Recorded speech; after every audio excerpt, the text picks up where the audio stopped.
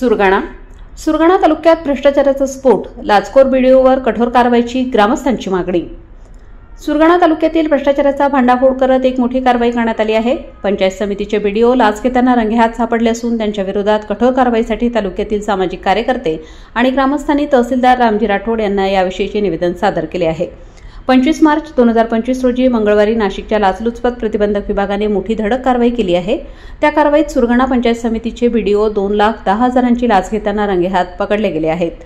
ही कारवाई जिल्ह्यात खळबळ उडवणारी ठरली असून या बीडीओने अनेक कामांमध्ये अनियमितता ठेवत नियम धाब्यावर बसवून भ्रष्टाचार केला असल्याचा गंभीर आरोप ग्रामस्थांकडून करण्यात आला आहे। बीडीओ सोबतच तालुक्यातील ग्रामसेवकांचीही चौकशी व्हावी अशी ग्रामस्थांची मागणी आहे। शबरी योजना, डॉक्टर बाबासाहेब आंबेडकर घरकुल योजना आणि अनुदानित विहिरींच्या लाभार्थ्यांकडून पैसे उकळण्यात आल्याचा आरोप ग्रामस्थांनी निवेदनात केला आहे। सुरगाण्याच्या नगरसेविका योगिता पवार यांच्या नेतृत्वाखाली तहसीलदार रामजी राठोड यांना हे निवेदन देण्यात आले। यावेळी माजी सरपंच सुरेश गवळी, ग्राहक रक्षक समितीच्या जिल्हाध्यक्षा कांचन जाधव, किसन राऊत, राधाबाई राऊत, अंकुश गायकवाड, संतोष महाले, SM महाले आदी ग्रामस्थ उपस्थित होते। लाचखोर बीडीओ यांची नार्को टेस्ट करण्यात यावी अशी मागणी निवेदनात करण्यात आली आहे।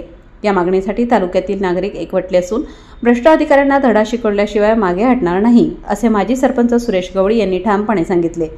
सुरगाणा तालुका म्हणजे भ्रष्टाचाराचे अड्डे बनले आहेत का?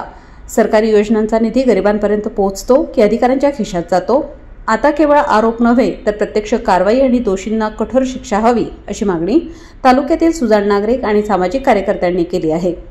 प्रखर न्यूजसाठी दीपक बागुल, कळवण।